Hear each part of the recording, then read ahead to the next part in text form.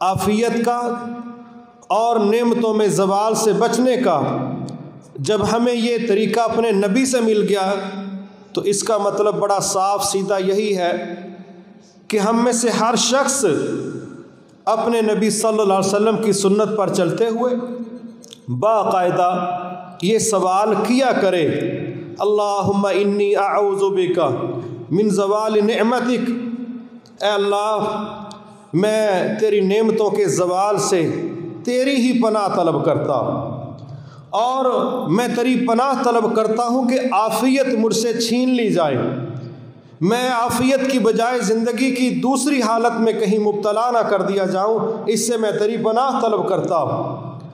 لیکن جو تکلیف کی بات ہے وہ یہ ہے کہ ہمارے ہاں نعمتوں کا احساس اور زوال نعمت کا تصور یہ نہ ہونے کے برابر ہے۔ اس وجہ سے ہماری طبیعتوں میں قرار نہیں، سکون نہیں، اطمینان نہیں۔ اور اگر ہم اس نقطے کو تھوڑا سمجھنے کی کوشش کریں کہ زوال نعمت کیا ہے، عافیت کیا ہے، کیا زوال نعمت کے بعد زندگی ویسے چلتی ہے جیسے نعمت کے ساتھ تھی؟ کیا عافیت چھین لینے کے بعد بھی زندگی ویسے چل سکتی ہے جیسے عافیت میں چلتی تھی؟ جب ان دونوں نقطوں پر غور کریں گے تو پتہ چلے گا جب نعمتوں کا زوال ہوتا ہے تو زندگی چلانا آسان نہیں ہوتا، لمحے گن گن کے گزارے جاتے ہیں لیکن وہ گزرتے نہیں۔ جب انسانوں کی زندگی سے عافیت نکل جاتی ہے پھر زندگی جی نہیں جاتی، زندگی کی سزا ملتی، اور یہ احساس، یہ سوچ کہ عافیت محفوظ رہے، عافیت برقرار رہے، نعمتوں میں زوال نہ آئے، یہ سوچنا، اس پر کام کرنا، اپنے حصے کا رویہ پیش کرنا، یہ اس لیے ضروری ہے۔ اگر ہم اس پر توجہ نہیں کریں گے، اللہ نہ کریں، پھر نعمتوں کو زوال آتے بھی دیر نہیں لگتی اور عافیت کو تکلیف میں تبدیل ہوتے بھی بالکل دیر نہیں لگتی۔ ہمارے ہاں جسمانی فوائد کے لیے علاج کے طور پر بیماری سے قبل ایک نظریہ موجود ہے جسے ہم کہتے ہیں ویکسینیشن کروانا۔ بیماری ہے نہیں، پہلے ہی انجیکشن لگوا رہے ہیں، حفاظتی ٹیکے، بچہ بھی پیدا ہوا ہے 7ویں دن لگواؤ جی، پیدائش کے فوری بعد لگواؤ جی، ہر اتنی مدت کے بعد لگواؤ جی، اس کی ماں کو بھی لگواؤ جی۔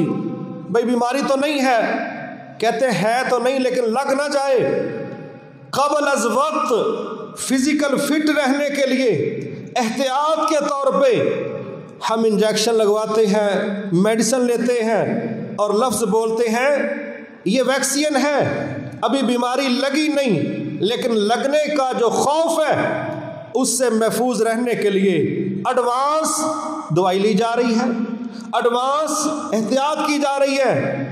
یہی چیز تو ہمارے رب نے سمجھائی، ہمارے نبی صلی اللہ علیہ وسلم نے سمجھائی کہ جو کچھ تمہارے پاس ہے ابھی چھینا گیا نہیں، لیکن ایسے اقدامات کر لو کہ یہ چھین نہ جائے، تم اس سے محروم نہ کر دیے جاؤ۔ ایسے اقدامات چھین جانے سے پہلے کرنا ضروری ہے، کیونکہ جب نعمتیں چھین لی گئیں، عافیت آپ سے واپس لے لی گئی، تو پھر شاید اس پچھتانے کے علاوہ آپ کے پاس کچھ بھی نہیں۔ کیا ہم ایسے کردار اختیار کریں کہ ہمارا رب مان جائے کہ میرے بندے نعمتوں کی قدر کر رہے ہیں اور وہ چاہتے ہیں کہ میں نعمتیں ان سے چھین نہ لوں، وہ چاہتے ہیں۔ آج ہمارے رب نے نعمتوں کے متعلق کچھ چیزیں ہمیں سمجھائیں۔ مثلا نبی صلی اللہ علیہ وسلم کے دور میں ایک شخص معاشی لحاظ سے اچھی حیثیت میں تھا، لیکن اس نے اپنی حالت بڑی عجیب سی بنائی ہوئی تھی، جس کو دیکھ کے لگتا تھا شاید اس بیچارے کے پاس کچھ بھی نہیں ہے، اس موقع پر اس شخص کو آپ نے دیکھ کے یہ بات سمجھائی، کہا بے شک اللہ اپنے بندے پر اپنی نعمتوں کا اثر دیکھنا چاہتا ہے۔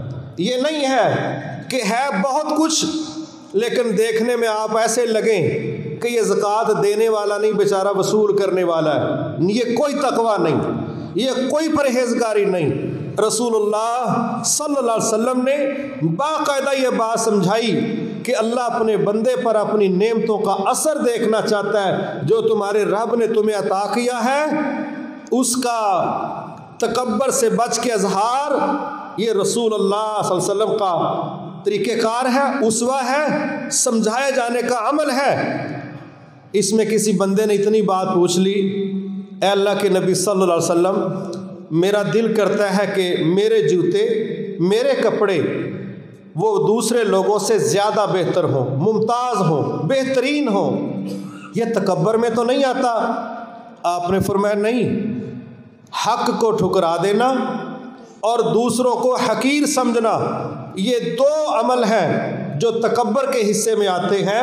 اگر آپ حق کو ٹھکرا دیتے ہیں یہ تکبر ہے، اگر آپ دوسرے کو حقیر سمجھتے ہیں، کمتر سمجھتے ہیں، یہ تکبر ہے۔ اچھا جوتا پہننا، اچھا کپڑا پہننا یہ تکبر میں نہیں آتا۔ ایک چیز پھر اللہ رب العزت نے ایک جگہ فرمایا، وَأَمَّا بِنِعْمَةِ رَبِّكَ فَحَدِّثْ، اے نبی صلی اللہ علیہ وسلم، جو آپ کے رب نے آپ کو نعمتیں عطا کی آپ ان کو بیان کریں، آپ ان کا اظہار کریں، نام لے لے کے بتائیں کہ کل ہم کیا تھے، آج کیا ہیں، کل کس مقام پر تھے، آج کس پر ہیں، کس کس کنڈیشن میں ہمارے رب نے ہمیں نعمتوں سے نوازا۔ اے میرے نبی صلی اللہ علیہ وسلم، جو تجھ پر ہم نے نعمتیں کی ہیں ان کو بیان کرو۔ اور اللہ تعالیٰ خود بیان کرتے ہیں۔ آپ کو نہیں یاد، آپ یتیم تھے، ہم نے آپ کو جگہ دی، ہم نے آپ کو غنی کیا، آپ کے پاس مال نہیں تھا، ہم نے آپ کو غنی کر دیا، آپ یتیم تھے، ہم نے آپ کو جگہ دی، آپ کے سامنے سیدھے رستے کنفرم نہیں تھے، ہم نے واضح کیے۔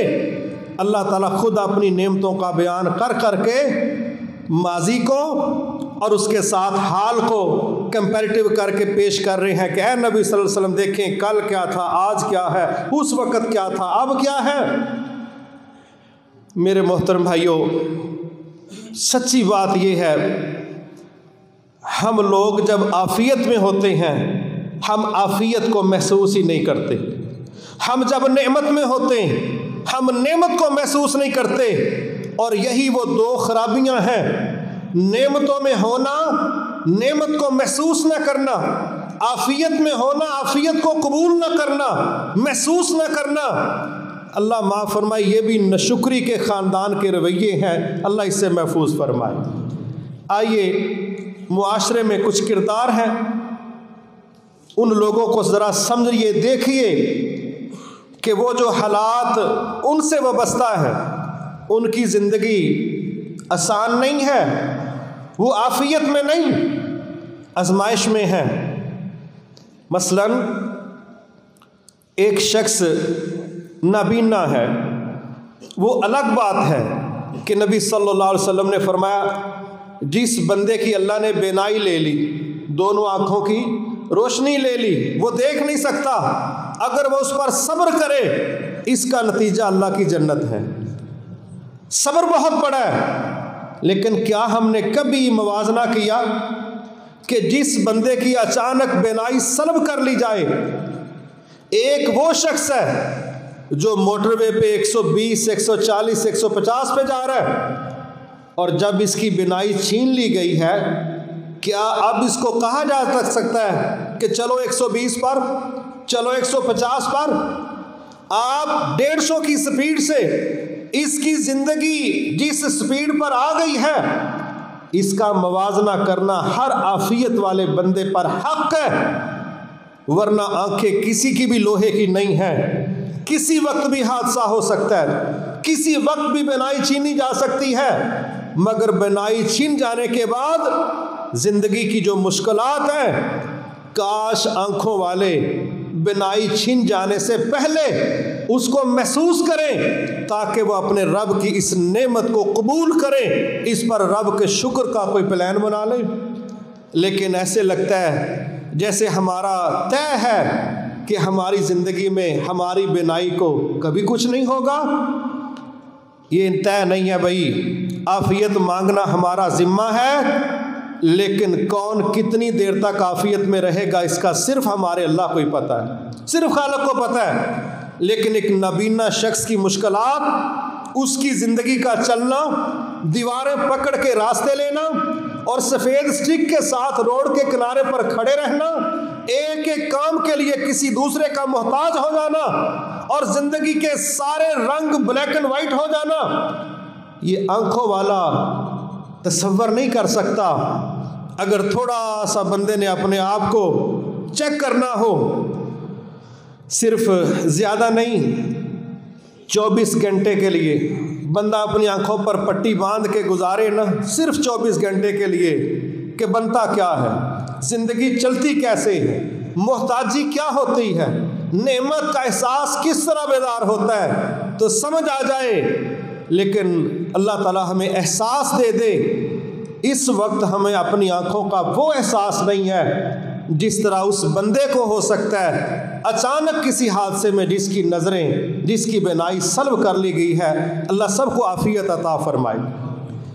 بہرا پن بہت بڑا مسئلہ ہے، لیکن ابھی ہم سن رہے ہیں، ابھی تو ہم وہ بھی سنتے ہیں جو ہمارے متعلق نہیں ہوتا۔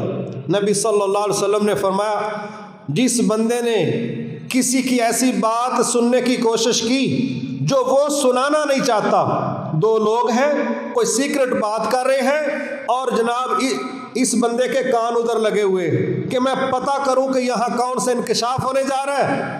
فرمایا جو کسی کے سیکرٹ کو، راز کو وہ سننا چاہتا ہے، اس کوششوں میں مبتلا ہے، قیامت کو ایسے بندے کے کانوں میں سیسا پگلا کے ڈالا جائے گا کہ بھائی جب تجھ سے راز رکھنا تھا تو کیوں اس چکر میں تھا تجسس کر کے کہ میں پتہ کروں کیا ہو رہا ہے۔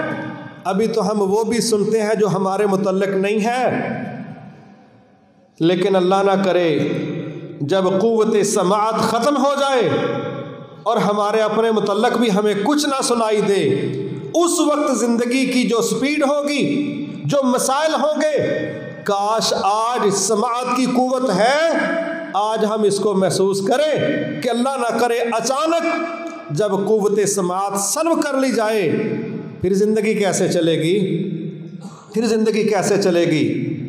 معذور لوگ ہیں، معاشرے کا حصہ ہے، اللہ سب کو عافیت والی زندگی عطا فرمائے، بڑے اچھے چلتے پھرتے لوگ ہوتے، اچانک ایسا حادثہ ہوتا ہے، ہفتوں مہینوں کے لیے نہیں، میڈیکل سائنس کہہ دیتی ہے اب یہ بندہ موت تک ایسے ہی معذور رہے گا، اب اس کا یہ حصہ کام نہیں کرے گا، اس کا یہ حصہ کام نہیں کرے گا۔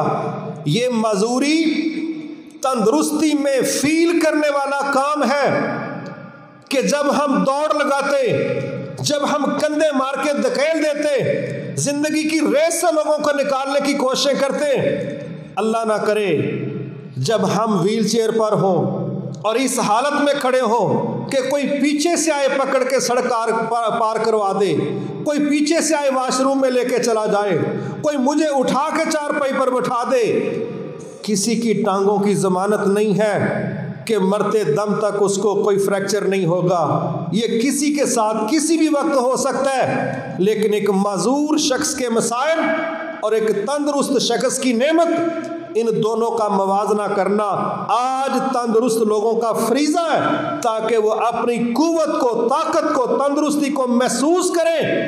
محسوس کریں گے تو قدر کریں گے، محسوس نہیں کریں گے تو کوئی قدر نہیں ہوگی۔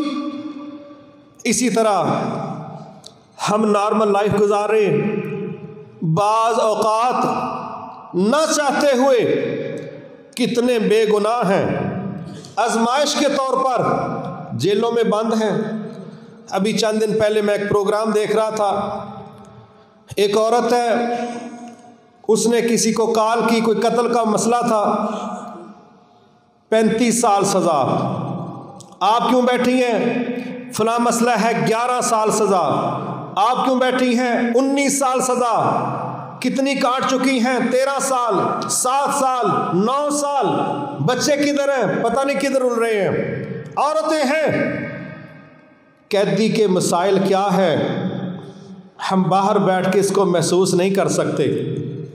قیدی ساری زندگی کو روک کے سمیٹ کے ایک کمرے میں بند ہو کے جو زندگی گزار رہا ہوتا ہے، وہ آئے دن آج ہی وادی نیلم میں جائیں گے، آج سوات میں جائیں گے، آج گوادر میں جائیں گے، آج ہوٹلنگ ہوگی، یہ سیر سپاٹے کرنے والے ایک چھوٹے سے کمرے میں بند اس شخص کے مسائل کو سمجھ نہیں سکتے جن کے سامنے آسمان کے کنارے بھی نظر نہیں آتے، چل سو چل۔ لیکن جیلیں، قید ہمارے معاشرے کا ایک وہ حصہ ہے جس سے انکار نہیں کیا جا سکتا۔ لیکن کون محسوس کرے کہ ایک قیدی بمقابلہ آزاد کتنا ڈفرنس ہے ان کی زندگی میں، اور آزاد لوگ اپنی اس آزادی کو کس اینگل میں لے رہے ہیں، پرواہ ہی نہیں، محسوس ہی نہیں۔ ایسے لگتا ہے جیسے اگر ہم آزاد ہیں تو ہم پر کسی کا کوئی احسان نہیں ہے، یہ ہمارا کمال ہے۔ ایسا نہیں ہے میرے بھائی۔ اگر یوسف علیہ السلام بغیر کسی وجہ کے 9 سال جیل میں رہ سکتے ہیں تو جس دور کا عدالتی نظام ہی عجیب و غریب ہے وہاں پر بھی بڑا کچھ ہو سکتا ہے۔ لیکن آزادی کا احساس انفرادی حیثیت میں، آزادی کا احساس اجتماعی قومی حیثیت میں، جو کشمیریوں کے ساتھ غلامی میں ہو رہا ہے، جو ہندوستان کے مسلمانوں کے ساتھ غلامی میں ہو رہا ہے، جو فلسطینیوں کے ساتھ ہو رہا ہے، جو جہاں جہاں پر کفار نے قبضے غلبے کیے وہاں امت کے ساتھ ہو رہا ہے، آزاد لوگوں کو یہ کمپیریٹیو سٹڈی کا ہی نہیں پتا کیا ہو رہا ہے، ہم کس حیثیت میں ہیں، وہ کس زندگی کے کرب سے گزر رہے ہیں۔ ہم نے کبھی موازنہ کرنے کی ضرورت محسوس نہیں کی۔ ہم اپنی آزادیوں کو کیوں محسوس کریں؟ کیونکہ ہم نے کبھی موازنہ بھی کرنا ضروری نہیں سمجھا۔ آج گھروں میں بڑے جھگڑے، خاوند ہے بیوی سے لڑ رہا ہے، بیوی ہے خاوند سے لڑ رہی ہے۔ کاش خاوند صرف کسی دن تنہائی میں بیٹھ کے ایک منظر نامہ اپنے پیپر پر تحریر کرتا کہ میرے 5-4 بچے ہیں، اللہ نہ کرے اچانک میری بیوی فوت ہو جائے، اس کے بعد مجھے اپنی زندگی کس طرح گزارنی ہے، کیا مسائل درپیش آئیں گے۔ کبھی پیپر پر لکھے تو خاوند کی طبیعت اور نیت انشاءاللہ سیٹ ہو سکتی، لیکن نہ خاوند کو اس بات کا احساس ہے کہ میرے پاس اللہ کی بہت بڑی نعمت ہے، اور نہ ہی بیوی کو بیوہ حالت کا احساس ہے کہ جب سر سے خاوند کا سایہ اٹھتا ہے، ایک بیوہ کی زندگی کے جو مسائل ہیں، کاش شادی شدہ عورتیں بیوہ ہونے سے پہلے، مطلقہ ہونے سے پہلے اگر یہ لسٹ بنائیں کہ خاوند کے بغیر زندگی کس قدر قید با مشقت ہوتی ہے، تو بیویوں کو بھی دماغ ٹھکانے آ جائیں کہ خاوند کے بغیر زندگی نہیں ہے۔ وہ باپ، وہ بھائی، وہ بھابیاں، وہ والدہ شادی سے پہلے ناز و نخرے اٹھانا فرض سمجھتے ہیں اور شادی کے بعد بوجھ سمجھتے ہیں۔ بڑے بڑے نیک خاندان، وہ ہو سکتا ہے اوپر سے کہہ دیں پریشان نہیں ہونا، لیکن اندر سے خود پریشان ہوتے ہیں کہ جان کب چھوٹے گی۔ اللہ ماشاءاللہ کوئی فیملیز ہوں بڑی اچھی، ورنہ صحیح اور حقیقی بات یہ ہے اگر یہ احساس بیویوں کو ہو جائے کہ خاوند کے بغیر زندگی کتنی خطرناک اور تکلیف دہ ہے، یہ بے شمار کمپرومائز کر لیں، زندگی کی بے شمار کم سہولتوں پر سمجھوتے کر لیں، خاوند بھی سمجھوتے کرے، بیوی بھی سمجھوتے کرے، لیکن کریں گے تب تو جب مشکلات کو محسوس کریں، جب اگلا منظر ذہن میں اجاگر کریں، جب اگلا سین دماغ کے اندر کھڑا کر کے پیپر پر لکھیں کہ بغیر خاوند کے، بغیر بیوی کے چلتا کیا ہے زندگی میں، لیکن ہم یہ موازنہ کرنے کے لیے تیار کوئی نہیں۔ اب ہم فٹ ہیں، ہمیں نہ اپنی سانسوں کی پرواہ ہے، نہ ہمیں اپنی صحت کا وہ احساس ہے، لیکن کبھی کسی پیارے کا یا عام مسلمان کا پتہ لینے کے لیے آپ ہاسپٹل میں جائیں اور اس کی آئی سی یو وارڈ میں چلے جائیں، جب وینٹیلیٹر پر پڑے قریبی، ان کی اکھڑی سانسیں، جھٹکے لگتے ہوئے باڈی، جب کوئی شخص دیکھتا ہے اپنی سانس رکتی محسوس ہوتی ہے، رک اگلے کی رہی ہوتی ہے، لیکن اس کا حال دیکھ کے لگتا ہے میری نہ رک جائے۔ یہ وینٹیلیٹر کسی کے بھی حصے میں آ سکتا ہے، ہمارے کون سے رب کے ساتھ کوئی طے شدہ مسئلہ ہے کہ ہمیں کبھی بیماری نہیں ہوگی، مرض نہیں ہوگا، ایسا نہیں ہے۔ مگر وہ وینٹیلیٹر کے مناظر، وہ آکسیجن سلنڈر کے ساتھ زبردستی لیا جانے والا سانس، اگر تندرست لوگ اس کو اپنے دل و دماغ میں بٹھا لیں، ان کی ایک ایک سانس اللہ کی حمد پر مبنی ہو سکتی، ان کا ایک ایک لمحہ اللہ کے شکر پر مبنی ہو سکتا ہے، لیکن ہمیں کبھی اپنے آپ کو وینٹیلیٹر پر لٹا کے اس کیفیت کا احساس ہمیں ہوتا ہی نہیں ہے۔ ہم سمجھتے ہیں تندرست تھے، ہیں اور رہیں گے، اللہ کرے ہم رہیں، لیکن معاشرے میں کسی نہ کسی کی باری تو آتی، کوئی نہ کوئی تو ہاسپٹل میں جا رہا ہے، کسی نہ کسی کا تو ایکسیڈنٹ ہو رہا ہے، کوئی نہ کوئی تو سیریس مرض میں مبتلا ہے۔ کون ہے، کس کی باری ہے، کسی کو نہیں پتا، لیکن کیا اس سے پہلے اس صحت کو محسوس کرنا ایک مسلمان کا فرض نہیں بنتا؟ نہیں ہم کرتے۔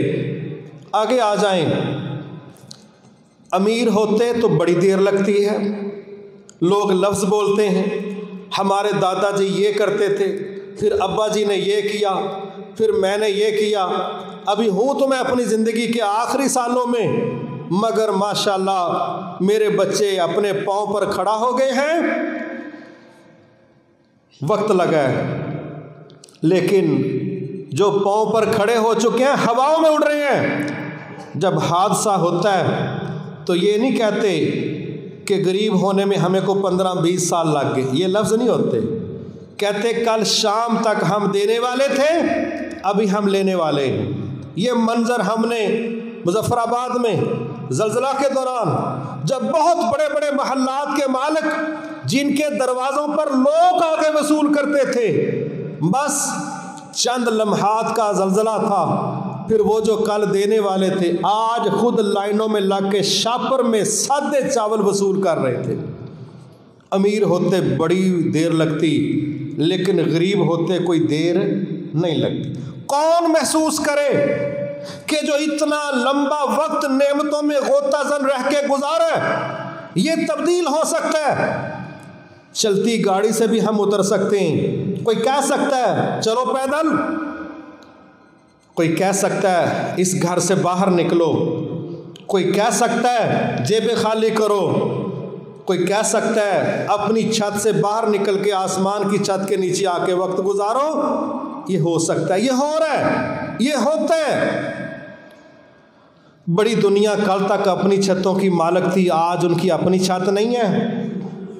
بڑے بڑے لوگ، ان کے سٹور بھرے ہوئے، گودام بھرے ہوئے، فریجیں بھری ہوئی، لیکن جب زندگی میں کوئی بنچال آتا ہے یا تو سب کچھ خالی ہو جاتا ہے، بندہ بھی خالی ہاتھ ہوتا ہے، یا پھر سب کچھ پڑا ہوتا ہے، بندہ استعمال کرنے کی حیثیت نہیں رکھتا۔ سب کچھ پڑا ہے، کسی چیز کی کمی نہیں ہے، بندہ استعمال کرنے کی پوزیشن میں نہیں۔ ہمارے بھائی اسلام آباد الشفا ہاسپٹل میں جاب کرتے، وہ الشفا انٹرنیشنل بہت بڑا ہسپتال ہے۔ ہمیں وہاں کے ایک بھائی نے بتایا کہ جب اس کا مالک، اللہ تعالیٰ ان کی مغفرت فرمائے، جب اس کا مالک بیمار ہوا، گھر میں اچانک بے ہوش ہوا، کسی کو پتہ ہی نہیں، وہ اپنے کمرے میں تھا، بے ہوش ہوا۔ اتنے بڑے سیٹ اپ کا مالک ہے، لیکن جب اس کو اپنے ہاسپٹل میں لایا گیا تو اپنی ایمبولینس بھی میسر نہیں تھی، کسی کی پرائیویٹ گاڑی میں لے کے آئے گئے، 3 دن بے ہوش رہے۔ اتنے بڑے سیٹ اپ کی ایک گولی کھانے کی پوزیشن میں نہیں تھے، ایک گولی۔ اپنے ڈاکٹر کہہ رہے ہیں اس حالت میں ہم ان کو ٹریٹ نہیں کر سکتے، یہ ہوش میں آئیں گے تو کچھ کیا جائے گا۔ 3 دن اپنے ہاسپٹل میں پڑے ہیں، ڈاکٹر موجود ہیں، سرمایہ موجود ہے، تعلق موجود ہے، لیکن کوئی چیز بھی کام نہیں آ رہی، اور ادھر سے پیغام آ گیا کہ آخری وقت ہے، چلیں چلنا ہے۔ بہت کچھ لوگوں کے پاس ہوتا ہے، ہر بندہ کہتا ہے میں کچھ کروں، لیکن اگلا شخص اس کیفیت میں ہوتا ہے کہ کچھ کیا نہیں جا سکتا۔ کیا وہ بے بسی کی حالتیں جب کچھ ہو نہیں سکتا، اس بے بسی سے پہلے جب بہت کچھ ہو سکتا تھا، ہم نے کبھی غور کیا کہ ابھی وقت ہے، اب ہم کچھ کر لیں؟ ہم نہیں کرتے۔ کیوں نہیں کرتے؟ ان نعمتوں کا احساس کیوں نہیں ہے؟ یہ صحت کا، یہ اولاد کا، خامد کا، بیوی کا، تندرستی کا، اموال کا، نعمتوں کا احساس کیوں نہیں ہے؟ اور جب احساس نہیں ہے تو شکر نہیں ہے، اور جب شکر نہیں ہے تو جب وہ ساری بساط لپیٹ دی جاتی ہے، پھر سر پکڑنے کے علاوہ ہمارے پاس کوئی آپشن نہیں ہوتا۔ کیا ہے وہ مسئلہ؟ اللہ ہمیں معاف فرمائے۔ پہلا مرض ہمیں یہ لگا ہے جس سے منع کیا تھا رسول اللہ صلی اللہ علیہ وسلم، منع کیا تھا۔ ہمیں تو بے شمار مسئلوں میں منع کیا گیا، باقی کاموں میں ہم بطور حلال حرام لیتے ہیں۔ سور نہیں کھانا، بلی کا گوشت نہیں کھا سکتے، شراب نہیں پی سکتے، کیوں بھی حرام ہے۔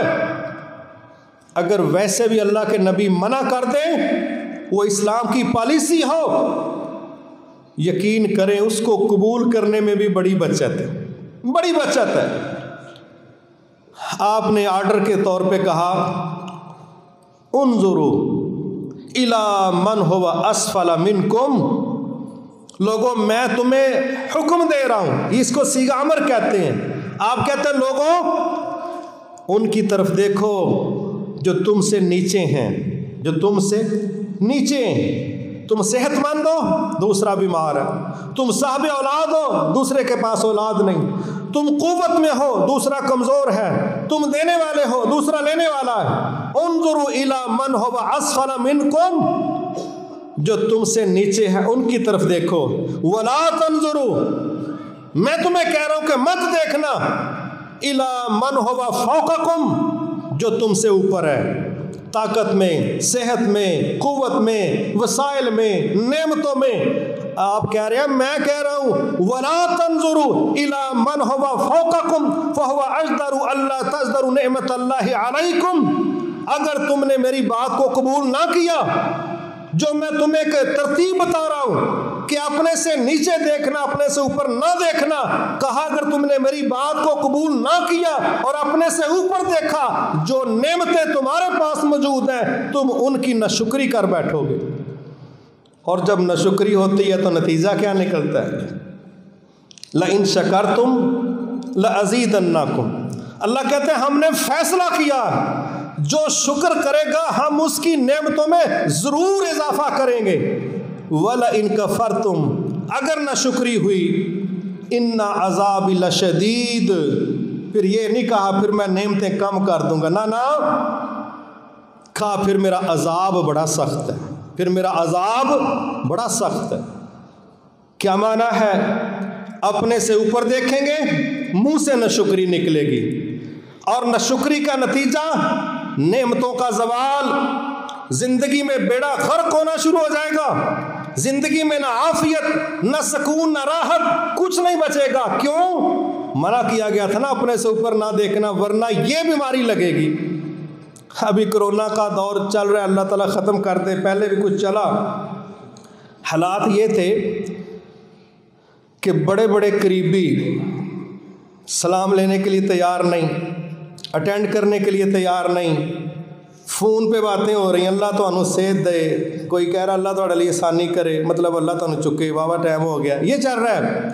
مجھے نہ بیماری لگ جائے، میں نہ رگڑا جاؤں، میں نہ مارا جاؤں۔ مرنا تو ہے، تیری کو 1000 سال کا بیانہ ہوا ہے، مرنا تو ہے، لیکن ایک احساس ہے مجھے نہ لگ جائے، یہ لگ گئی تو مر جاؤں گا۔ خوف کرونا کا نہیں تھا، خوف موت کا تھا۔ نام کرونا کا، اصل خوف مرنے سے تھا۔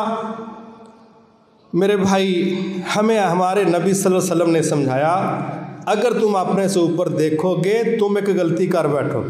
وہ غلطی کیا ہے؟ ناشکری.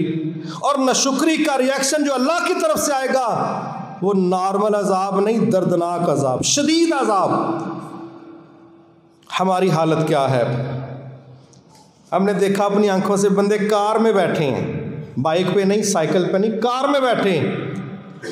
اپنے سے اگلی کار کو دیکھ کے کیا کہہ رہے ہیں؟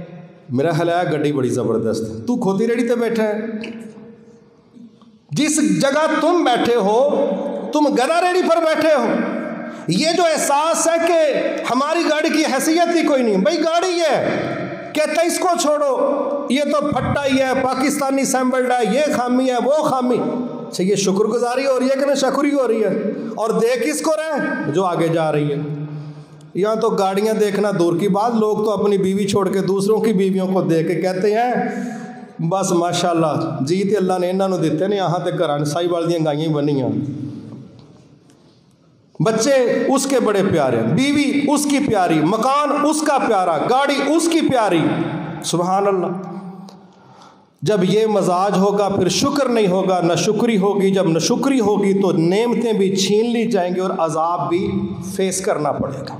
اس کا توڑ کیا ہے؟ اس کا حل کیا ہے؟ اس کا حل وہی ہے جو رسول اللہ نے سمجھایا.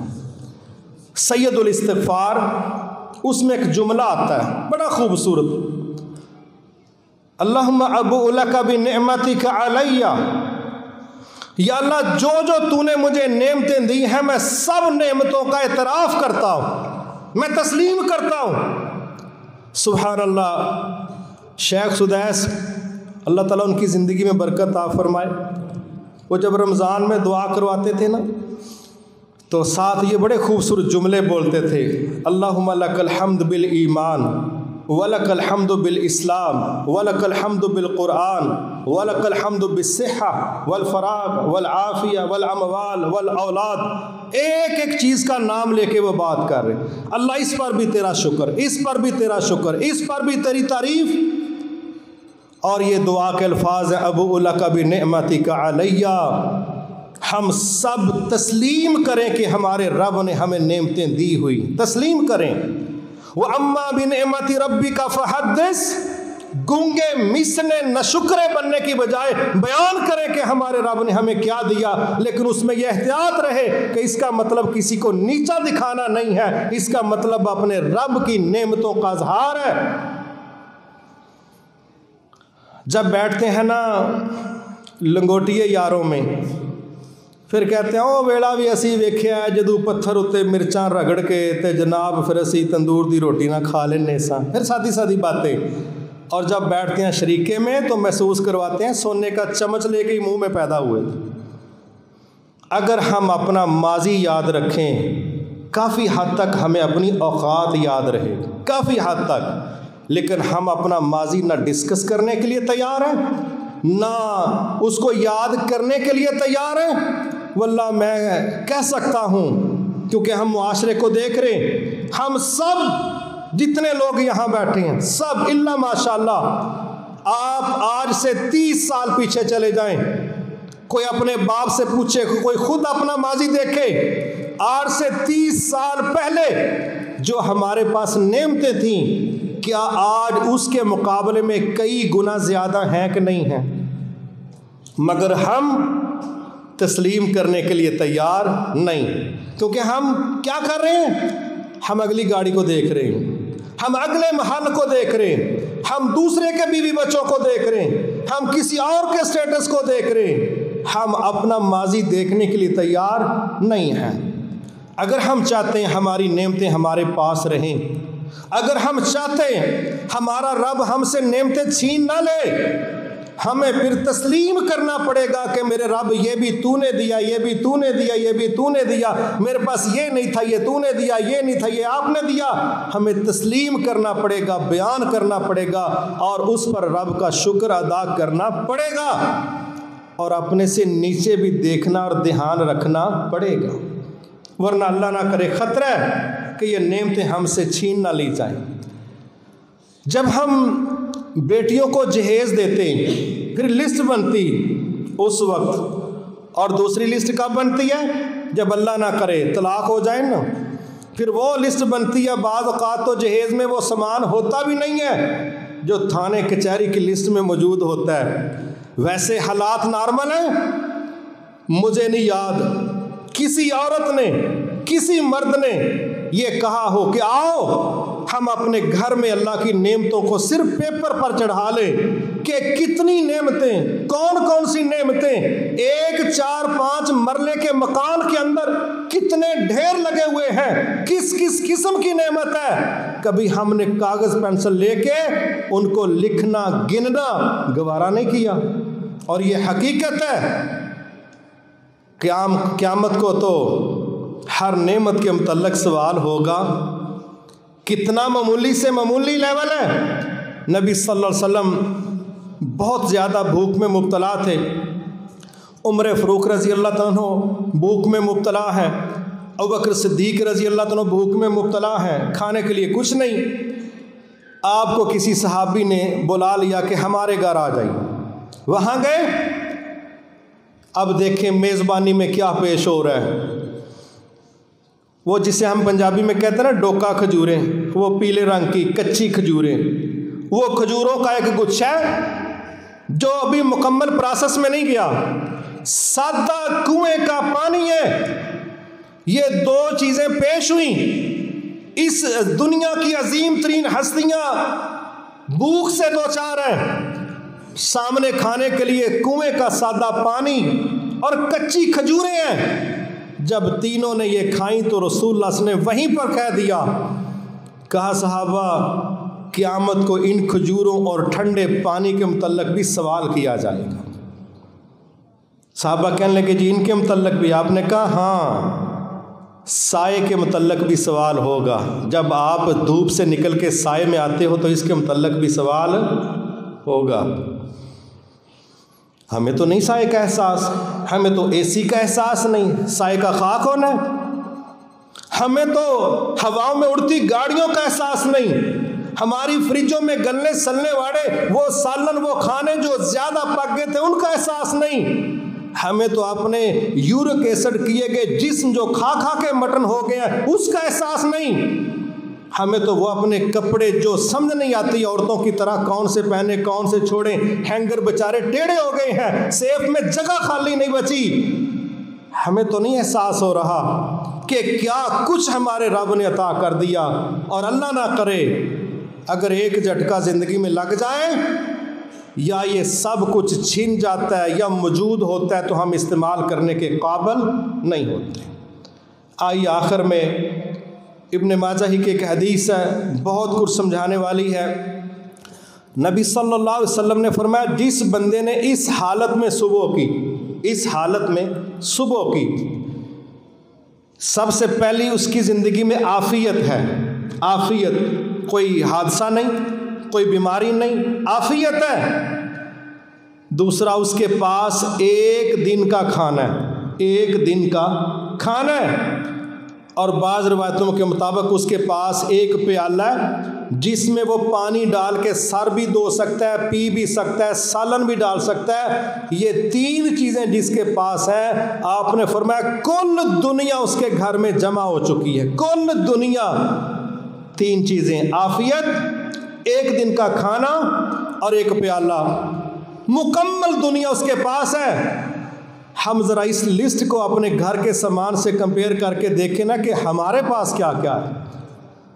ہمارا ہر برتن ناشکری سے بھرا ہوا ہے، ہر سینری ہماری شکوے سے مزین ہے۔ کاش ہم رسول اللہ صلی اللہ علیہ وسلم کی اس لسٹ کو ہی دیکھتے، آپ کے گھر کے اندر جو سامان موجود ہے اس کو دیکھتے، جو کچھ ہمارے پاس ہے اس کو دیکھتے، پھر ہمارے سر سجدے میں ہوتے، پھر ہمارے ہونٹوں پر شکوے نہ ہوتے، پھر رب کی پکڑ اور عذاب کا شکوہ نہ کرتے، کیونکہ ہم نے کبھی کمپیئر سٹڈی کرنے کی کوشش نہیں کی۔ آئیے موازنے کیجئے، آئیے بیماروں کا پتہ لیں، ان کے پاس بیٹھیں، کوئی تکلیف میں مبتلا ہے تو دیکھ کے کہیں الحمدللہ الذی عافانی مما ابتلاک بہ وفضلنی علی کثیر ممن خلق تفضیلا۔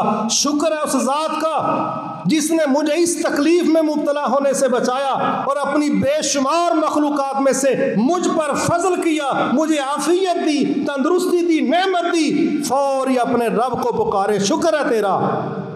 رات کو سونے کے لیے گئے، دعا کی جا رہی ہے، الحمدللہ الذی اطعمنا وسقانا وکفانا وآوانا، شکر اس ذات کا جس نے مجھے کھلایا پلایا، جگہ دی رہنے کے لیے، ٹھکانہ دیا۔ کتنے ایسے لوگ ہیں جن کے پاس رہنے کے لیے کوئی ٹھکانہ، آسمان کے علاوہ ان کے سر پر کوئی چھت نہیں۔ کوئی مہاجر کیمپوں میں پڑا ہے، کوئی فٹ پاتھوں پر پڑا ہے، کوئی بیچارہ جنگلوں میں پڑا ہے۔ یہ رات کو سوتے وقت دعا سکھلائی گئی کہ یاد کرو، احساس کرو، محسوس کرو، اگر تم اپنی چھت کے نیچے ہو تو ساری دنیا اپنی چھت کے نیچے نہیں ہے۔ میرے بھائی، میری بہنیں، سب سے میری گزارش ہے، ہم اپنے ماضی کو باقاعدہ اپنے بچوں میں، اپنی فیملی میں ڈسکس کیا کریں، بالخصوص معاشی لحاظ سے ہمارے رب نے جس سٹیج پر پہنچایا ہے۔ مجھے تو یہی نظر آیا کہ جتنا پیچھے چلے جائیں نعمتیں کم تھی، اس دور کے اندر نعمتیں انتہا کی ہیں۔ اللہ ہمیں اپنے شکر گزار بندوں میں شامل کر لے۔ ہماری ذمہ داری ہے ہم قیدیوں سے ملاقات کریں، ہم بیماروں کی تیمارداری کریں، تاکہ ہمیں اپنی تندرستی کا، آزادی کا احساس ہو۔ اگر یہ نہیں کریں گے تو پھر ناشکری کا خوف، اس کا وائرس، وہ تو پھر سر چڑھ کے بول رہا ہے۔ ایسی بے قرار روحیں نہ رب کو راضی کر سکتی ہیں، نہ معاشرے میں عزت پا سکتی ہیں، نہ اپنے اندر پرسکون کیفیت پیدا کر سکتی ہیں۔ یہ ہمارا حق ہے کہ ہم رسول اللہ صلی اللہ علیہ وسلم کے طریقے کے مطابق ایک تو یہ دعا کریں کہ اے ہمارے رب، ہمیں اپنی نعمتوں کے زوال سے محفوظ فرما دے، جو کچھ ہمیں عطا کیا ہے اس میں برکتیں عطا فرما، ان نعمتوں کو ہماری زندگی کا مستقل حصہ بنا دے۔ اور ہے ہمارے رب ہمیں عافیت سے نوازنا، ایسی عافیت جو ہماری جان میں، مال میں، اولاد میں، صحت میں، ایمان میں، ہمارے ملک میں، معاشرے میں، جماعت میں، اللہ کے گھروں میں، ہر جگہ ہے ہمارے رب ہمیں عافیت عطا فرما۔ یہ عافیت کا سوال کرنا، نعمتوں کے زوال سے بچنے کا سوال کرنا، یہ طریقہ ہے رسول اللہ صلی اللہ علیہ وسلم کا۔ اور اپنی نعمتوں کو مستقل کرنے کے لیے، زوال سے بچنے کے لیے شکر گزاری بہت بڑا عمل ہے۔ اللہ تعالی ہمیں اس کی توفیق عطا فرمائے۔ وما توفیقی الا باللہ العلی العظیم۔ مت ہونا امیدوں کے سمندر میں۔